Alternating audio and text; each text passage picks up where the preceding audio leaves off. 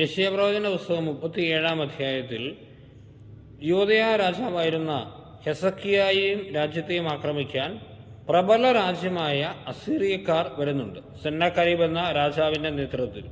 സെന്നക്കരീബ് ഒരു ഭീഷണി സന്ദേശം അയക്കുന്നുണ്ട്, എല്ലാവരെയും നശിപ്പിക്കും.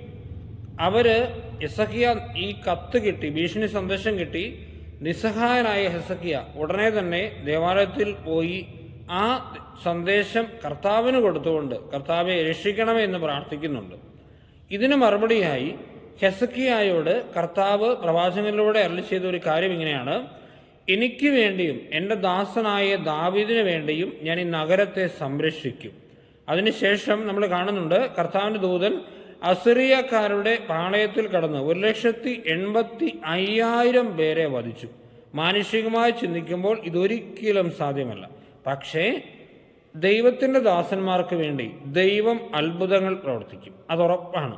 അതായത് നിസ്സഹായരായിരുന്നു, ഇസ്രായേൽ ജനം നിസ്സഹായരായിരുന്നു, അവരെ സഹായിക്കാൻ ആരുമില്ലായിരുന്നു. സൈന്യബലമില്ല, രാജ്യത്തിൻ്റെ ശക്തികളൊന്നുമില്ല, ആരുമില്ല. പക്ഷേ ഹെസക്കിയയ്ക്കൊരു പ്രശ്നമുണ്ടായപ്പോൾ ഹെസക്കിയ ഉടനെ കർത്താവിൻ്റെ ആലയത്തിലേക്ക് പോയി കർത്താവിനോട് സഹായം ചോദിച്ചു. എൻ്റെ പ്രിയപ്പെട്ടവരെ, നമ്മുടെയൊക്കെ ജീവിതങ്ങളിൽ ഒരുപക്ഷെ നമ്മളൊക്കെ നിസ്സഹായരായിരിക്കാം. നമ്മളെയൊന്ന് സഹായിക്കാൻ ആരുമില്ലാത്ത അവസ്ഥയുണ്ടാവാം.